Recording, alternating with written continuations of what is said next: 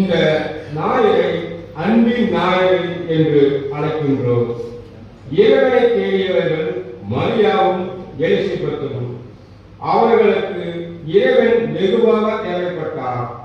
குழந்தை பேரை இல்லாமல் தவித்த எலிசபெத்து தன் சொந்த வாழ்வில் குறையை தீர்க்க இறைவனை இரவும் பகலும் தேடினார். இறைவனிடம் வேண்டினார். மரியா என்ற இளம்பெண்ணும் இறைவனை தேடினார். தன் சொந்த தேவைகளை காட்டிலும் சமுதாயத்தின் தேவைகளுக்காக அவர் இறைவனிடம் வேண்டினார். இறைவன் நம் வாழ்வில் செயலாற்றும் அளவை இவ்விரு பெண்களின் வாழ்க்கை மூலமாக நமக்கு கூறுகிறது இன்றைய நற்செய்தி வாசகம். வெள்ளை மெழுகுவர்த்தி ஏற்ற அருட்தந்தை பீட்டர் அவர்களை அழைக்கின்றோம்.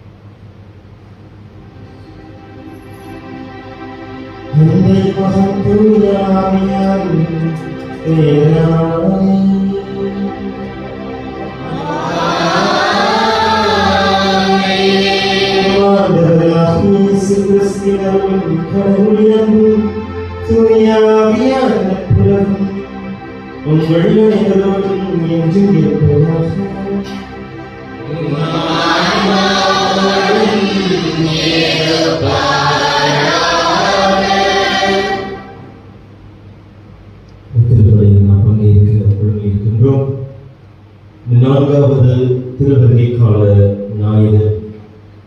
இந்த வருகாமை ஆண்டவருடைய உடலிருப்பிற்கு, அவருடைய பிறப்பிற்கு, அவருடைய பிரசனத்திற்கு இன்னும் அருகில் நாம் வந்திருக்கிறோம் என்கின்ற ஒரு உணர்வை நமது மனதிலே ஏற்படுத்திக் கொள்வோம். அந்த ஒரு உணர்வோடு நான் அவர் முன்பாக நிற்பதற்கும் அவரோடு பேசுவதற்கும் அவருடைய திருவிருந்தை கொள்வதற்கும் என்னிடத்திலே தகுதியான நிலை இருக்கிறதா என்பதை நான் உணர்ந்து தகுதியில்லாத நிலை இருப்பேன். அதை இந்த குடும்ப அச்சாரின் வழியாகவும் பொது மன்னிப்பின் வழியாகவும் பெற்றுக்கொள்ள நம்மை நான் தயார் செய்ய வேண்டும். நமது பாவங்கள் நினைத்து பார்த்து மனம் வருந்தி மன்னிப்பு கேட்டு கண்களை ஒரு ஒடுக்கமாக செலுத்துகிறோம்.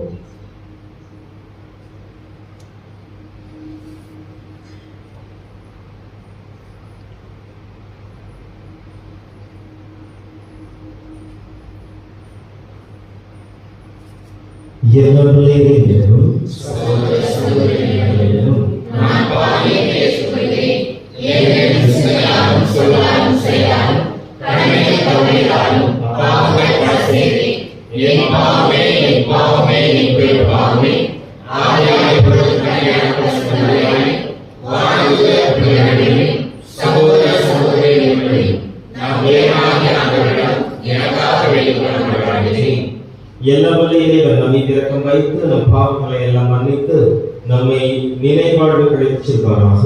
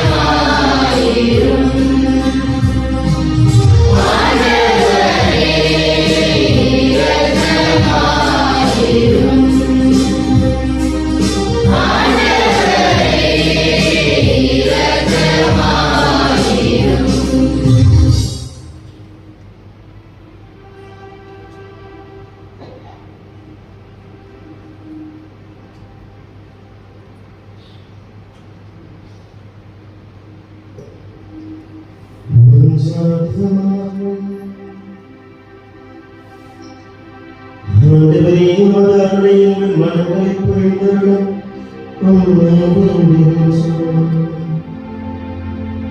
திருமகன் மனிதரானதை காணுகிற வழியாக நாங்கள் அறிந்திருக்கின்றோம். அவருடைய பாடுகள் ஞான சிலுவையினாலும் மாற்றி வர நீர் எங்களை அழைத்துச் சென்றார்.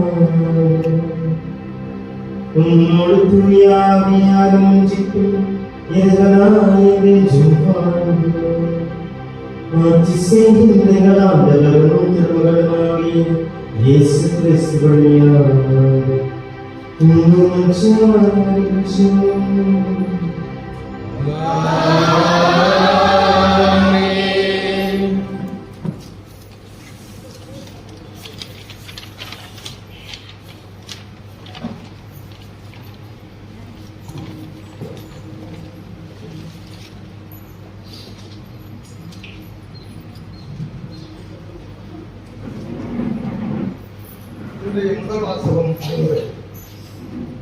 இன்றைய முதல் வாசகத்தில் இறைவாக்கினர் மீகா இஸ்ரேல் மக்களை புதிய நம்பிக்கைக்கு அழைக்கின்றார். அரண்களில் நகரமாகவும் மக்களின் வழிபாட்டு மையமாகவும் இருந்த எருசலேமை இறைவன் ஒதுக்கிவிட்டு ஓரங்கட்டப்பட்ட மையமாக இருந்த இஸ்ரேல் இறைவன் சிறியராய் இருந்த பெத்லகேமை தேர்ந்தெடுத்துள்ளார். மெசியா தோன்றுவதற்கு இவ்வாறு மக்கள் அச்சமின்றி வாழ்வார் என்று அறிக்கையிடும் இவ்வாசகத்தை கேட்டு நாம் இதய குடியில் இறை இயேசுவை வரவேற்க தயாராகும்.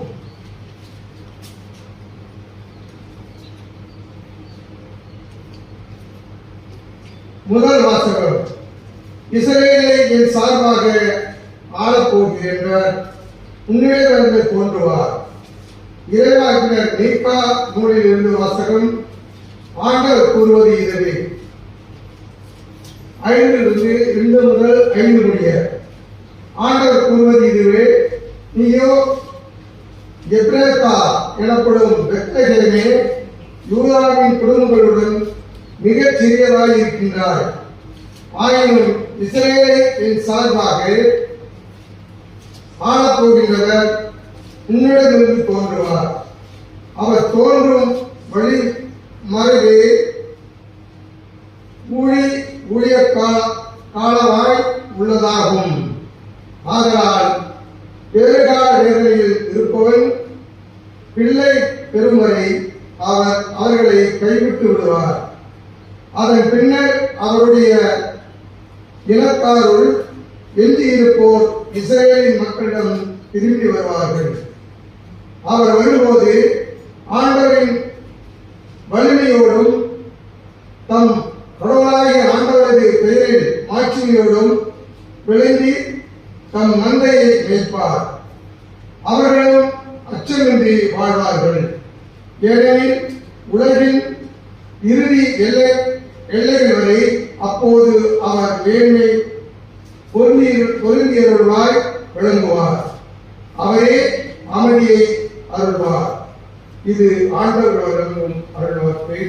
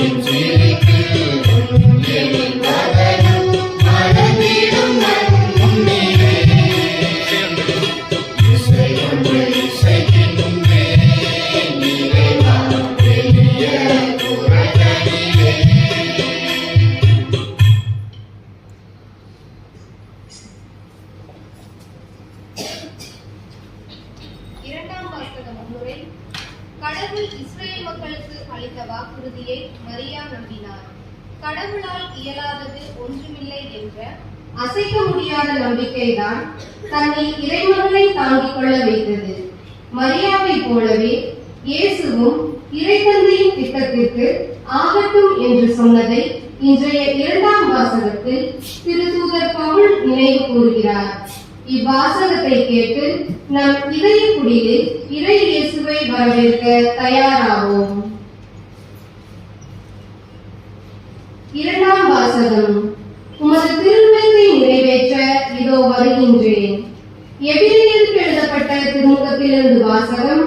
அதிகாரம் 10, 5 முதல் 10 வரையுள்ள இறைவசனங்கள். எபிரேயருக்கு எழுதப்பட்ட திருமுகத்திலிருந்து வாசகம். அதிகாரம் 10, 5 முதல் 10 வரையுள்ள இறைவசனங்கள். சகோதர சகோதரிகளே, கிறிஸ்து உலகிற்கு வந்தபோது பலியையும் காணிக்கையையும் நீர் விரும்பவில்லை, ஆனால் ஓர் உடலை எனக்கு அமைத்து தந்தீர். எரிபலிகளும் பாவம் போக்கும் பலிகளும் உமக்கு உகந்தவை அல்ல. எனவே நான் கூறியது, என் கடவுளே, உமது திருவுளத்தை நிறைவேற்ற இதோ வருகின்றேன். என்னை குறித்து திருநூல் சுருளில் எழுதப்பட்டுள்ளது என்கிறார். திருச்சட்டப்படி செலுத்தப்பட்ட போதிலும் நீர் பலிகளையும் காணிக்கைகளையும் எரிபலிகளையும் பாவம் போக்கும் பலிகளையும் விரும்பவில்லை. இவை உமக்கு உகந்ததல்ல என்று அவர் முதலில் கூறுகிறார். பின்னர் உமது திருவுளத்தை நிறைவேற்ற இதோ வருகின்றேன் என்கிறார். பின்னையதை நிலைக்க செய்ய முன்னையதை நீக்கிவிடுகிறார். இந்த திருவுளத்தால் தான் இயேசு கிறிஸ்து ஒரே ஒரு முறை தம் உடலை பலியாக செலுத்தியதன் மூலம் நாம் தூயவராக்கப்பட்டிருக்கிறோம். இது ஆண்டவர் வழங்கும் அருள்வாக்கு.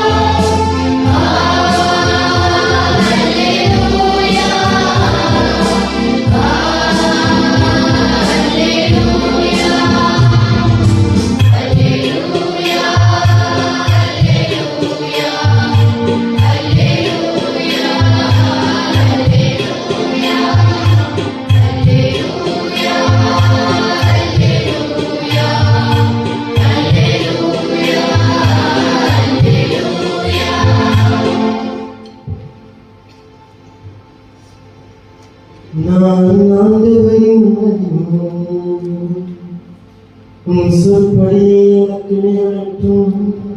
அல்லேலூயா.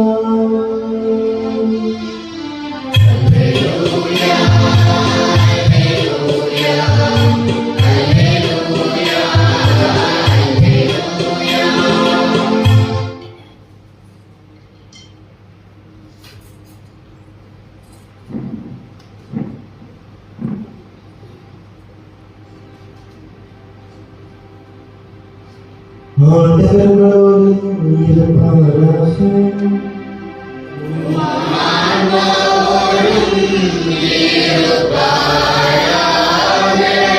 லூக்கா எழுதிய தூய நற்செய்தியிலிருந்து வாசகம்.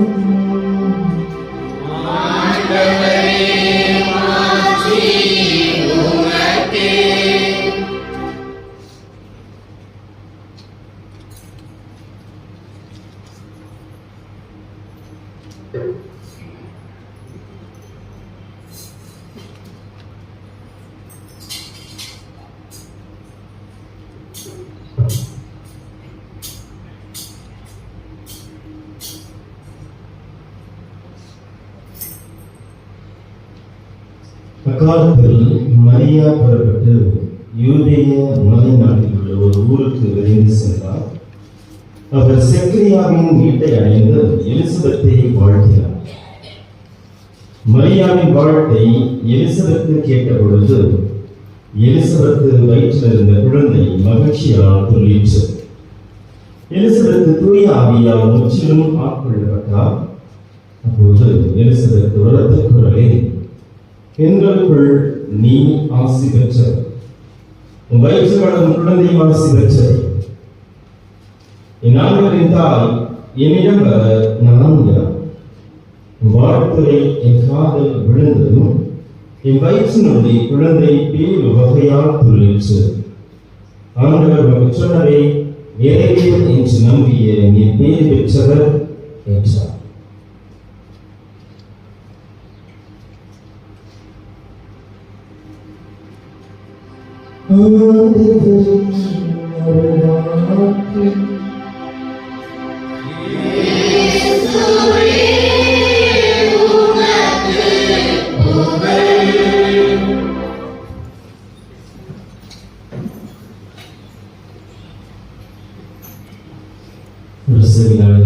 மூடி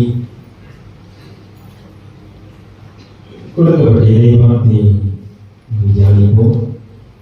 ஒரு சில நாட்கள்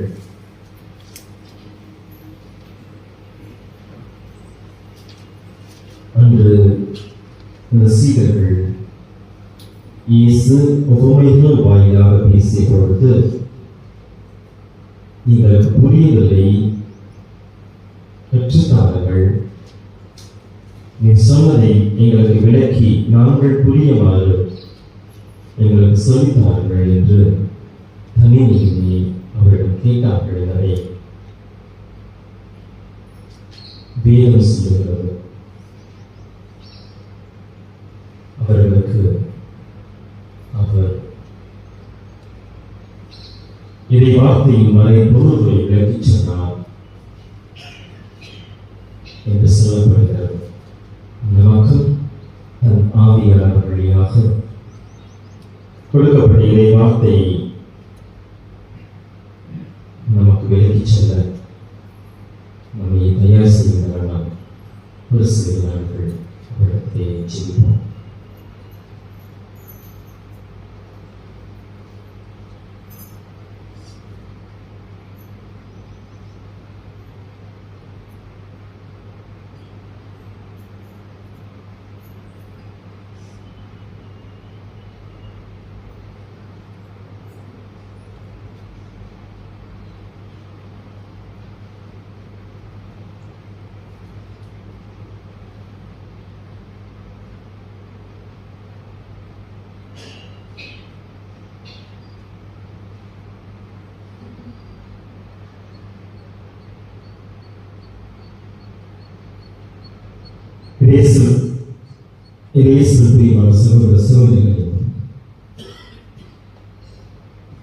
கிறிஸ்துவினுடைய பிறப்பிற்கு நம்மை தயாரித்துக் கொண்டிருக்கிறோம். ஒவ்வொரு வருடமும் இந்த இயற்கையை தன்னை புதுப்பித்துக் கொள்வதாக இந்த டிசம்பர் மாதத்தை நாம் பார்க்க, கேட்க அல்லது அனுபவிக்க நேரிடுகிறது இல்லையா? டிசம்பர் மாதம் வந்தாலே எதையெல்லாம் கேள்விப்பாங்க.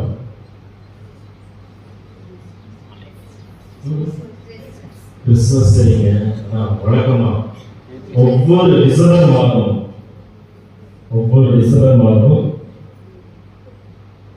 நமக்கு என்னென்ன காரியங்கள் நடக்கிறது?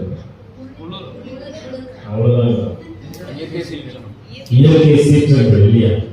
இயற்கை சீற்றங்கள் பார்த்தீங்கன்னா இந்த டிசம்பர் தான் இல்லையா? ஆகவே இந்த காலகட்டத்தில் அதிகமாக பிற சபையினர் சொல்லுகின்ற வார்த்தைகள் என்ன வார்த்தை? அதுதான் ஆண்டவருடைய வருகை பற்றி ஒரு வார்த்தை சொல்லுவாங்க, மாரணாதான்னு சொல்லுவாங்க. கேள்விப்பட்டிருக்கீங்களா? கேள்விப்பட்டதே இல்லையா? அதெல்லாம் கிடையாது. மாரணாதா என்றால் ஆண்டவரே வாரும் என்று பொருள். சரிங்களா? ஆண்டவரே வாரும், அவருடைய வருகையை குறித்து சொல்லப்படுகின்ற வார்த்தை தான் அந்த வார்த்தை. பட் அது தமிழ் வார்த்தை கிடையாது. சரிங்களா? சமஸ்கிருத வார்த்தை தான், வடமொழி சொல்லலாம். இருந்தாலும் ஒரு வார்த்தை அதிகமாக பயன்படுத்துவாங்க பிற சபையை சார்ந்தவர்கள். சரிங்களா? அதிகமாக அவர்கள் பேசுவது இந்த இரண்டாம் வருகையை குறித்து, குறிப்பாக இந்த காலகட்டத்தில். அதிலும் இன்னும் சில பேர் ரொம்ப தங்களுடைய பக்தி முத்தி போய், அதாவது குருட்டு நம்பிக்கை, சரிங்களா, குருட்டு நம்பிக்கை முத்தி போய் கேள்விப்பட்டிருக்கிறோம். 1-2 இடங்களிலே இந்த இறுதி நாட்கள் ஆண்டவர் இப்பொழுது வரப்போற ஒவ்வொரு வருஷம் இந்த டிசம்பர் மாசம் தான் இந்த வருஷம் வந்துட்டு என்ன முடிய போகுது, உலகம் முடிய போகுது. சரியா, இந்த வருஷத்தோட உலகம் முடிய போகுது. அதுதான் இந்த இயற்கை சீற்றங்கள் அது காட்டுறது பார்த்தீங்களா, மற்ற அறிகுறி காட்டுறது இல்லைங்களா என்று சொல்லி மக்களை பயமுறுத்தி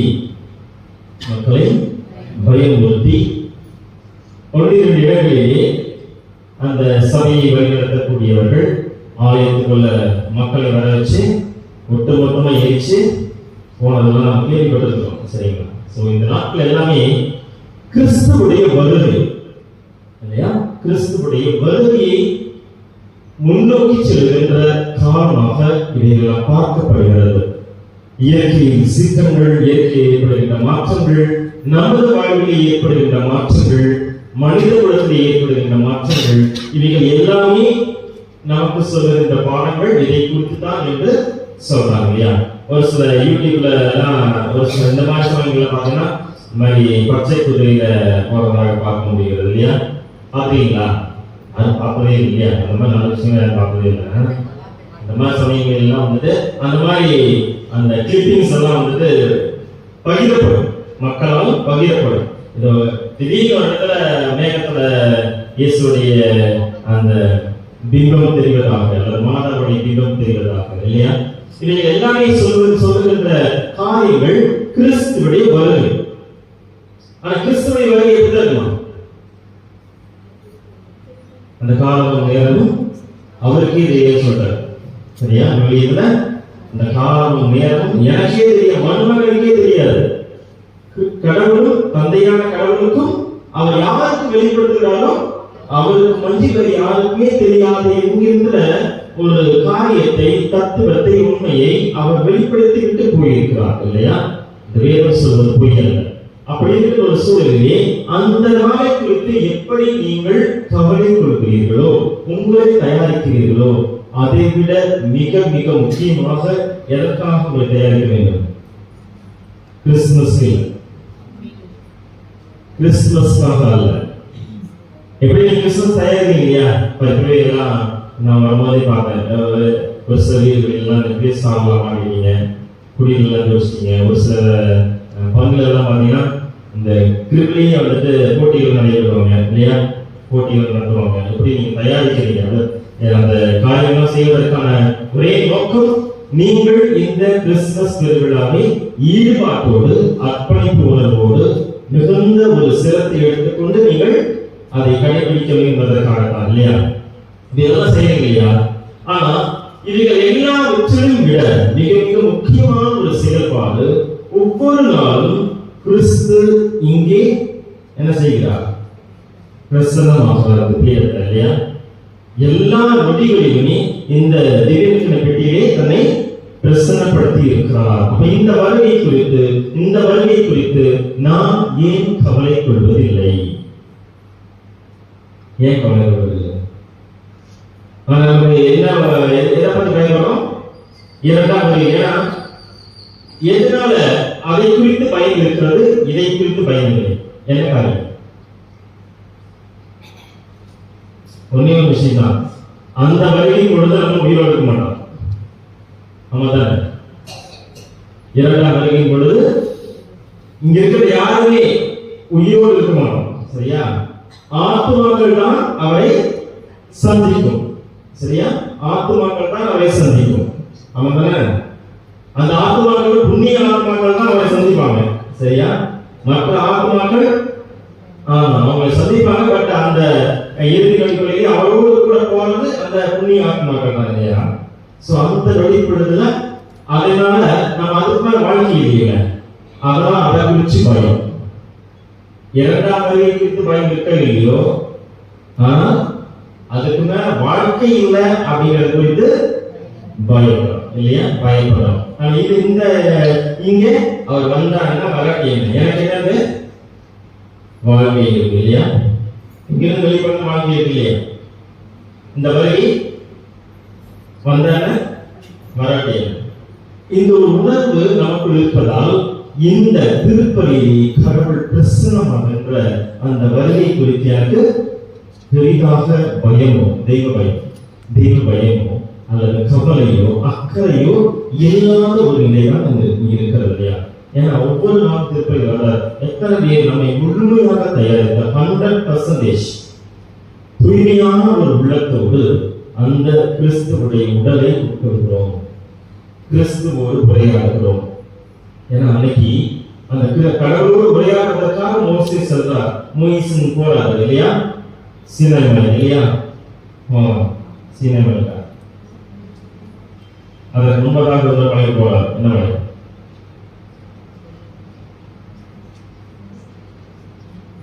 எந்த முறையில? கடவுளை முச்செடி, எரிகின்ற முச்செடியில அவர் வந்துட்டு கண்டார்.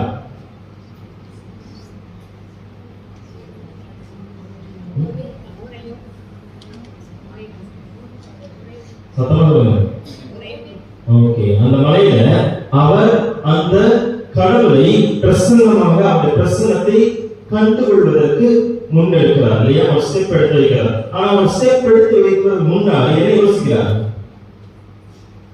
தான் தகுதியற்ற நிலையில் இருப்பதாக காண்கிறார். அவர் சிறுவைகள் மீது மிதியடிகளை கலட்டி வைத்து விட்டார் என்றுதான் சொல்லப்படுகிறது. ஆனால் அவர் கழட்டி வைத்ததை தன்னுடைய பாவமான காரியத்தை இல்லையா, பாவம் நிறைந்த உள்ளத்தை அவர் கலற்றி வைத்துவிட்டு அதை அகற்றி வைத்துவிட்டு தூய்மையான இதயத்தோடு அவரோடு நாம் உரையாட வேண்டும் என்று சொல்லி போகிறார் இல்லையா? எத்தனை பேர் நம்ம அதை செய்கிறோம் திருப்பலியாவுடைய பிரசனத்துல? அதனால யோசிச்சு பாருங்க, அந்த இறுதி நாளில நான் புண்ணிய ஆத்மாவா இருந்தால்தான் அவரோடு பேச முடியும் இல்லையா? அவரோடு நான் அந்த விண்ணக திருப்பலி தேவத்துக்குள்ள நான் செல்ல முடியும் இல்லையா? திருப்பலிக்குள்ள நான் செல்ல முடியும். அப்படி இருக்கிற ஒரு சூழலில் இங்கே வருவதும் அவர் யாரு? அன்றைக்கு யார் வரப்போறாலும் அவரை வந்துருக்காரு இல்லையா? இன்னும் ஸ்பெஷலா வராது. அன்னைக்கு வரும்பொழுது அவரை நான் உட்கொள்ள முடியாது. ஆமா தானே?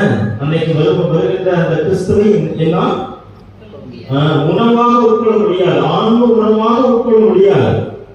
சரியா? ஆனால் இன்றைக்கு என்ன ஆன்ம உணவாக உட்கொள்ள முடியும்.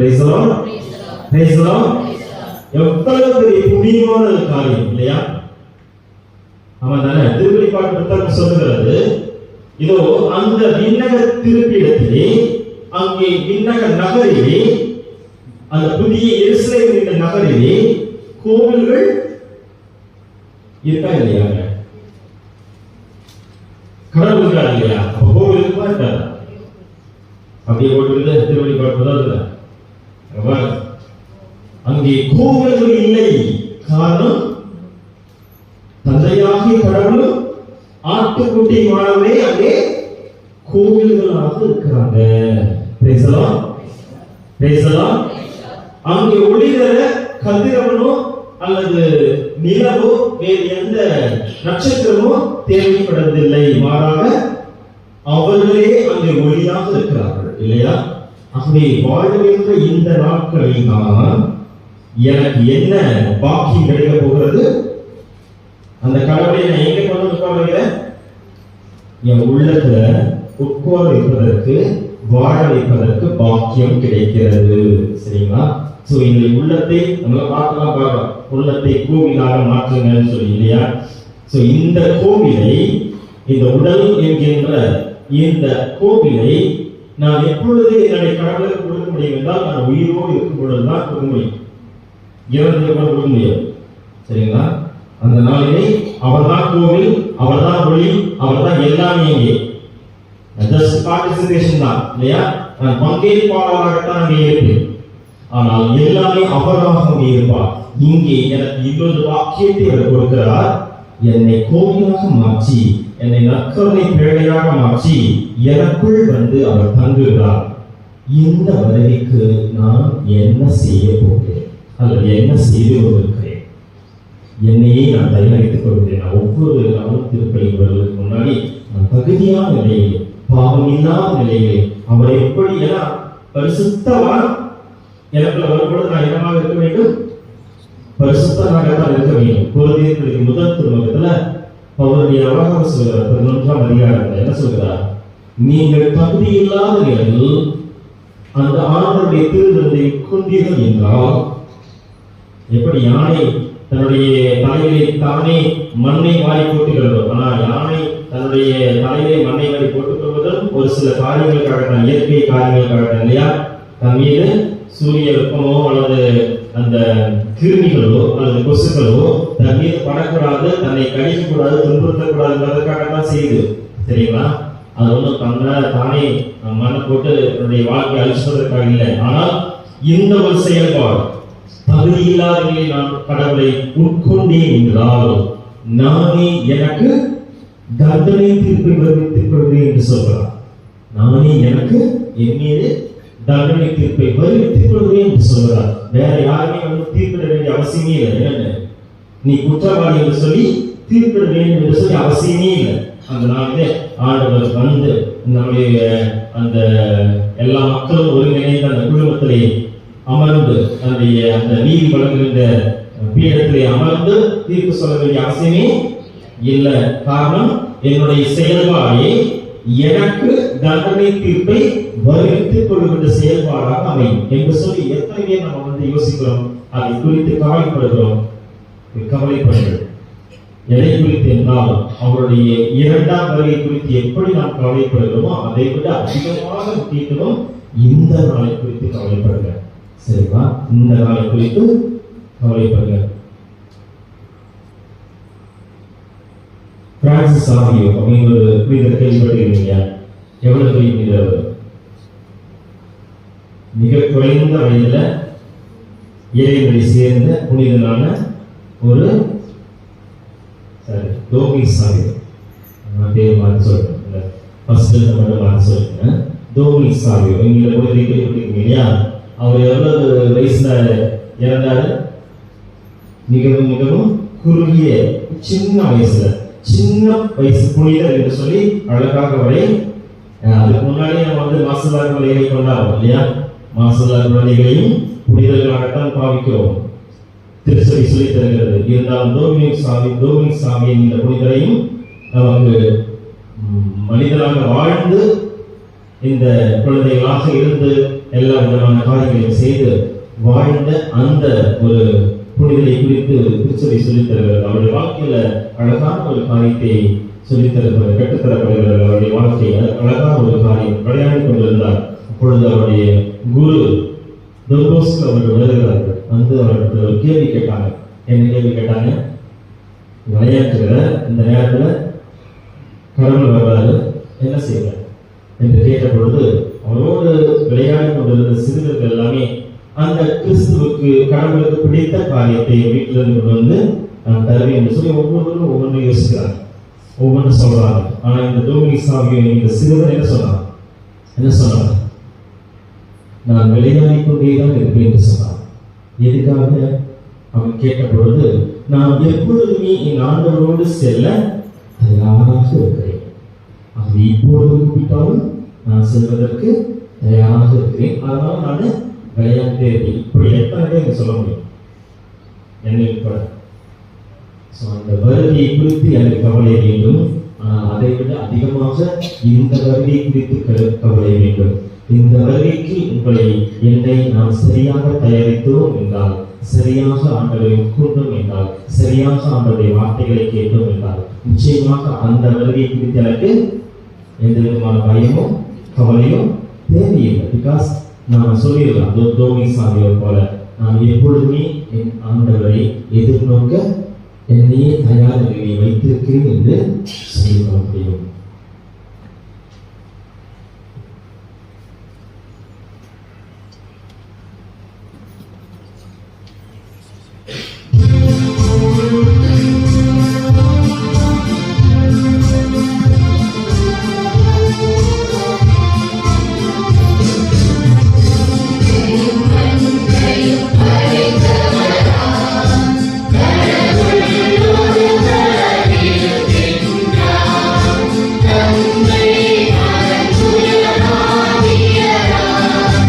ஒன்றாய்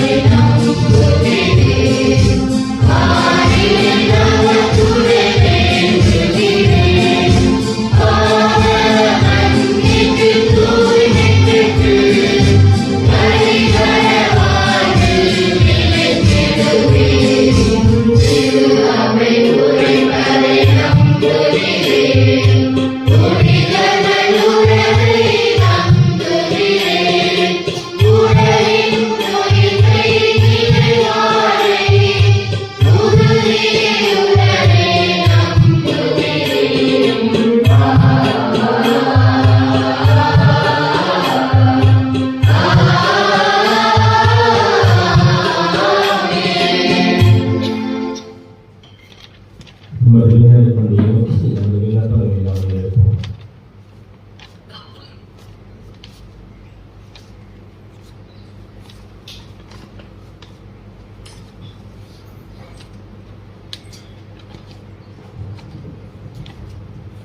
எல்லாம் நல்ல இறைவா, எங்கள் திருத்தந்தை, ஆயர்கள், குருக்கள், கருவர்கள் அனைவரும் உலக மீட்பின் வருகையை எல்லோருக்கும் அறிவிக்கும் தமிழம் ஒப்படைக்கப்பட்ட இறைமக்களை ஆயுதப்படுத்தவும் தேவையான தங்கள் இறைவனை மன்றடையும்.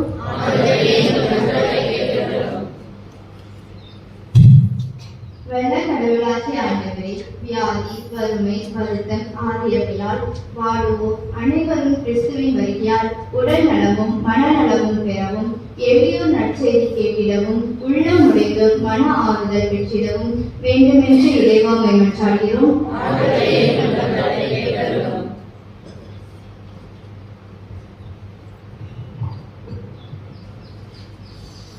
அனைவரையும் ஏற்றுவரே என் இறைவா, எம் இளைஞர்கள், இளம்பெண்கள், சிறுவர்கள், சிறுமிகள் கிறிஸ்துமஸ் விழாவை தூய உள்ளத்துடன் கிறிஸ்துவ மன மகிழ்ச்சியோடு கொண்டாட அருள் புரிய வேண்டும் என்று உம்மை மன்றாடுகிறோம்.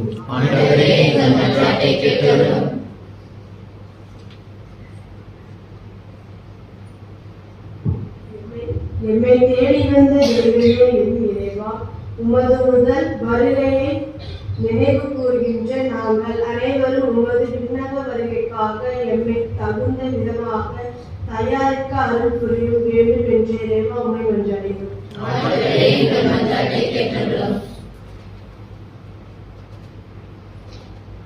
அன்பின் இறைவா, மரியாதை போல நாங்களும் அடுத்தவர் தேவைகளை அறிந்து அவர்களுக்கு எல்லாவித உதவிகளையும் எந்த எதிர்பார்ப்பும் இல்லாமல் உள்ளார்ந்த அன்போடு செய்கிற நல்ல மனதை தர வேண்டும் என்று இறைவா உம்மை மன்றாடுகிறோம்.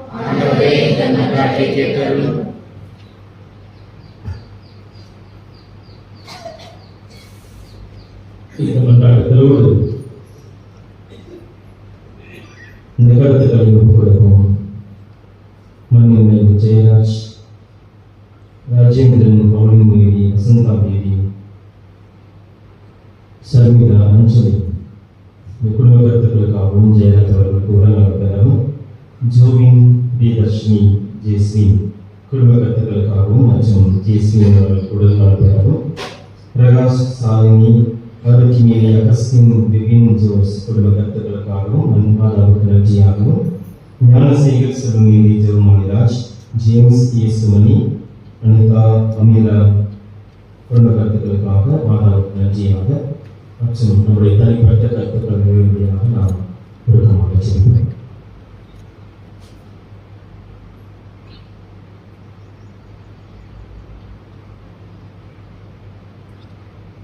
நேசிக்கிற பரம்பரை மன்றாட்டுகளே நாம் உங்களிடத்தில் ஒப்புக் கொடுக்கிறோம். நீரே அருள் கூர்ந்து எங்களை வழிநடத்த வெளிப்படாத கிறிஸ்துவை ஜெபிக்கிறோம். ஜெபம் கேட்கிறாவே. Amen.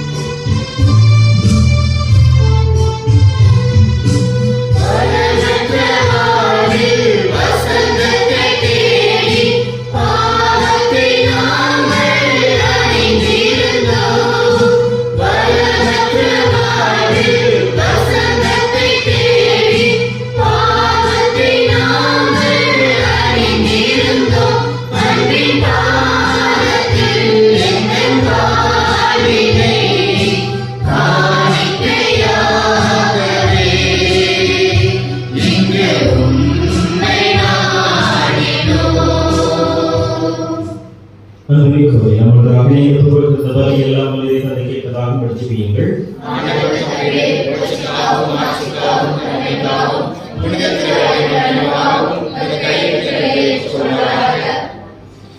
ஆண்டவரே புனித மரியாதை திருவயிற்று தூய ஆவியார் தமது வல்லமையாக இறக்கினார்.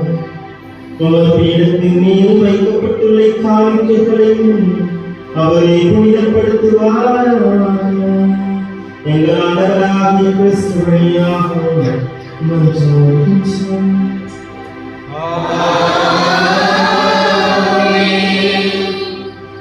ஆண்டவரோடு இருப்பாராக.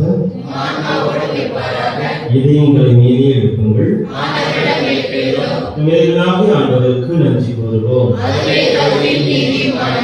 ஆண்டவரே தூயவரான தந்தையே இன்றுள்ள எல்லாம் வல்ல இறைவா, எங்கள் ஆண்டவராகிய கிறிஸ்து வழியாக எந்நாள் விபத்திலும் நாங்கள் உமக்கு நன்றி செலுத்துவது மெய்யாகவே தகுதியும் நீதியுமாகும். எங்கள் கடமையும் மீட்புக்குரிய செயலுமாகும். இறைவாற்ற அனைவரின் திருவிளைகள் கிறிஸ்துவை முன்னறிவித்தன. சொல்லற்கரிய அன்புடன் அன்னித்தாய் அவரை தம் திருவயிற்றில் தாங்கினார். அவர் வரவிருக்கின்றார் என யோவான் அறிவித்தார். வந்தவின் அவரை சுட்டிக்காட்டினார். நாங்கள் விழிப்போல் வேண்டுவதையும் அக்களிப்போடு தமது புகழ் பாடுவதையும் அவர் காணும் பொருட்டு தமது பிறப்பின் மனைப்பொருளை முன்னரே மகிழ்வுடன் எதிர்பார்த்திருக்க எமக்கு அருளினார். ஆகவே வாழ்ந்தூதர் முதன்மை வாழ்ந்தூதரோடும் அரியணை அமர்வர் தலைமை தாக்குபவரோடும் வான் படைகளின் அணிவனைத்தோடும் சேர்ந்து நாங்கள் மாட்சியை புகழ்ந்து முடிவின்றி சொல்வதாவது: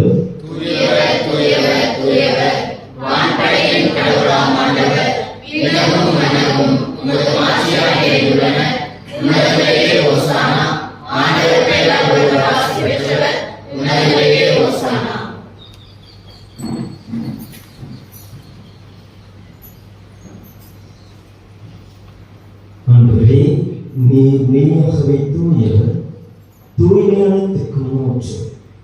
ஆகவே உடைய ஆவியை பொழிந்து இக்காணிக்கைகளையும் எங்களையும் தூய்மைப்படுத்த வேண்டுகின்றோம். இவ்வாறு எங்கள் ஆண்டவர் இயேசு கிறிஸ்துவின் உடலும் இரத்தமாக எங்களுக்கு இக்காணிக்கைகள் மாறுகிறதாக அவர் பாடுகளும் கணிந்து தம்மை நியமித்த போது அப்பத்தை எடுத்து நன்றி செலுத்தி அதை பிட்டு தம் சீடர்களுக்கு அளித்து அவர் கூறியதாவது: அனைவரும் இதிலிருந்து பெற்று உண்ணுங்கள், ஏனெனில் இது உங்களுக்காக கையளிக்கப்படும் என் உடல்.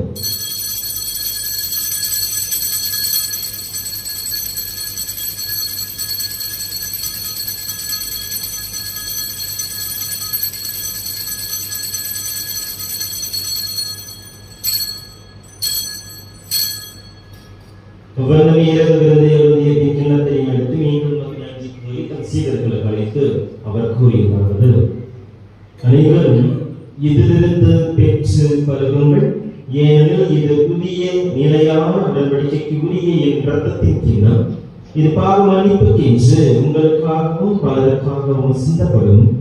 இதை என் நினைவாக செய்யுங்கள்.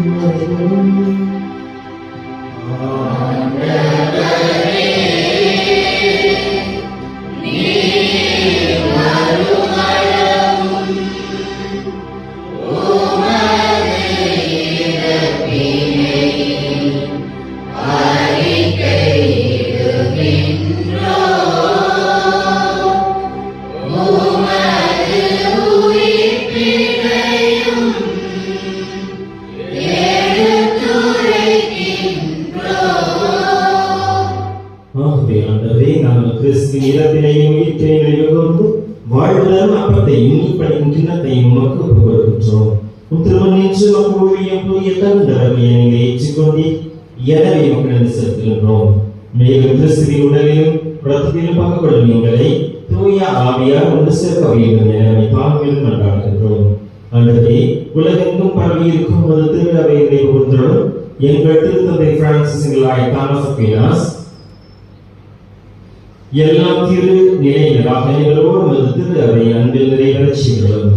மேலும் வீட்டில் எதிர்கொள்ளும் சகோதர சகோதரிகளை இறந்து அனைவரை இறக்குதலே கூர்ந்து திருமுகமுடியும் இச்சொல்லும் எங்கள் அனைவர் மீதும் இறக்கமாகிறோம். கடவுளின் கண்ணி தாயான புனித மரியா, அவருடைய கணவரான புனித யோசேப்பு, புனித திருத்தூதர்கள், இவ்வுலகில் உலகம் வந்தவராய் இருந்தோர் ஆகிய புனிதர்களுடன் நாங்கள் நிலைவாழ் புகழும் திருச்செய்யும் திருமகன் இயேசு கிறிஸ்து வழியாக உண்மை புகழ் நிற்கும் வரம் அருளாக கொண்டாடுகிறோம்.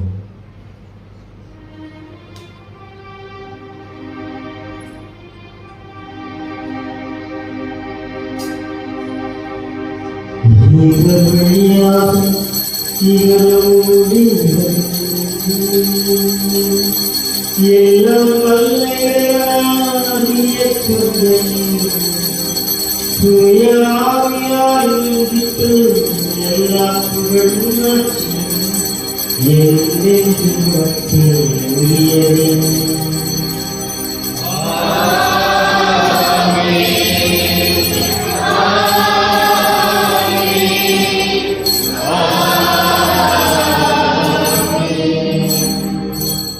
இறைவனை நாம் அழைத்து நம் ஜெபங்களை அவரிடம் சேர்ப்போம்.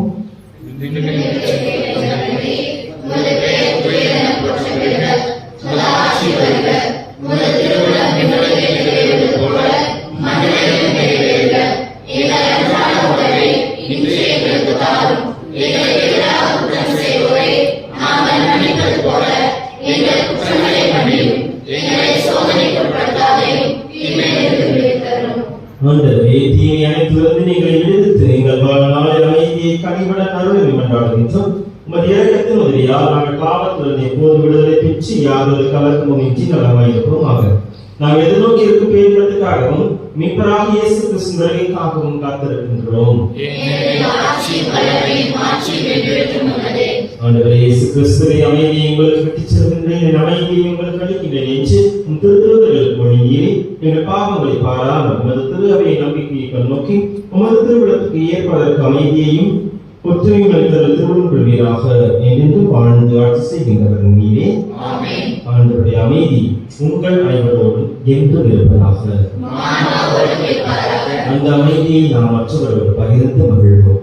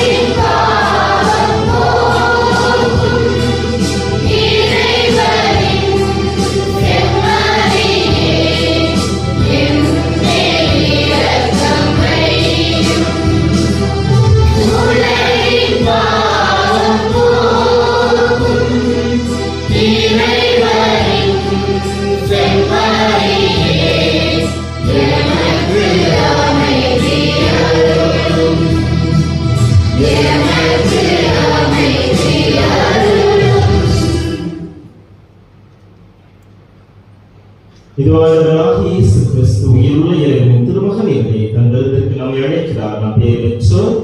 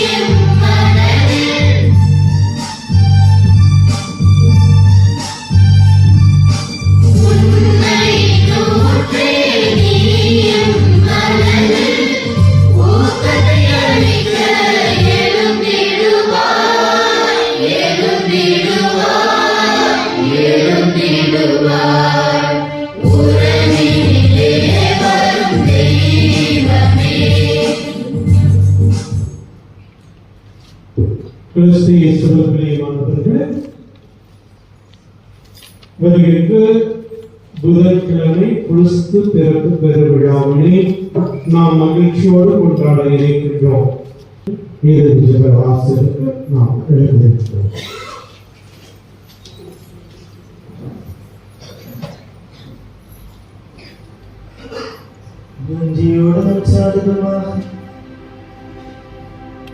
எல்லாம் வல்ல இறைவானையால் உறுதிப்பாட்டை பெற்றுக் கொண்ட நாங்கள் உண்மை வேண்டுகின்றோம். மெய்ப்படுத்தும் திருநாள் நெருங்கி வரும் வேளை நாங்கள் மேன்மேலும் பற்றுடன் திருமகளுடைய பிறப்பின் மன நிகழ்வை தகுதியான முறையில் கொண்டாடும் நீருமாக என்று வாழ்ந்து ஆட்சி செய்கின்ற வழியாக உண்மை சாடுகின்றோம்.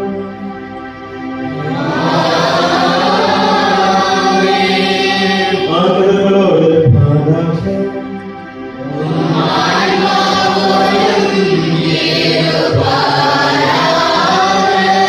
எல்லாம் வல்லியரையும் தந்தை மகன் தூயாவியாருக்கு ஆசீர்வதிப்பாராக.